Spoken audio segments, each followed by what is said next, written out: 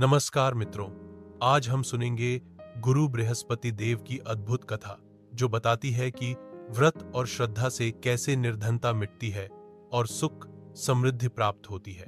प्राचीन समय में एक निर्धन ब्राह्मण था।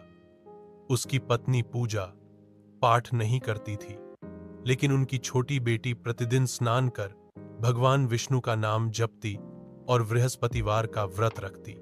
वह स्कूल जाते समय रास्ते में जौ बिखेर देती। चमत्कार देखिए, लौटते समय वही जौ सोने में बदल जाते। एक दिन उसकी मां ने कहा, बेटी, अगर जौ सोने के हैं तो उन्हें फटकने के लिए सोने का सूप भी चाहिए। बेटी ने व्रत करके प्रार्थना की और सचमुच बृहस्पति देव ने उसे सोने का सूप दे दिया। एक दिन राजकुमार ने उस कन्या को देखा और मोहित हो गया। दोनों का विवाह हुआ और कन्या राजमहल की रानी बन गई। लेकिन ब्राह्मण का घर फिर निर्धन हो गया। जब ब्राह्मण अपनी बेटी से मिलने पहुंचा तो उसने धन देकर पिता की मदद की।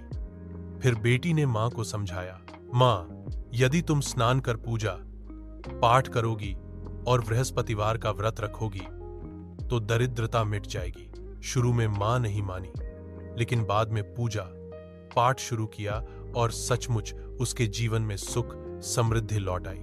इसी प्रकार एक लकड़हारे ने भी बृहस्पति देव की कथा और व्रत करके अपने सारे संकट दूर कर लिए। राजाओं से लेकर साधारण लोगों तक जिसने भी श्रद्धा से व्रत किया, उसके जीवन में चमत्कार हुए। यह कथा हमें सिखाती है कि व्रत और सच्चे मन से पूजा जीवन की कठिनाइयां दूर करती है और सुख संपत्ति देती है।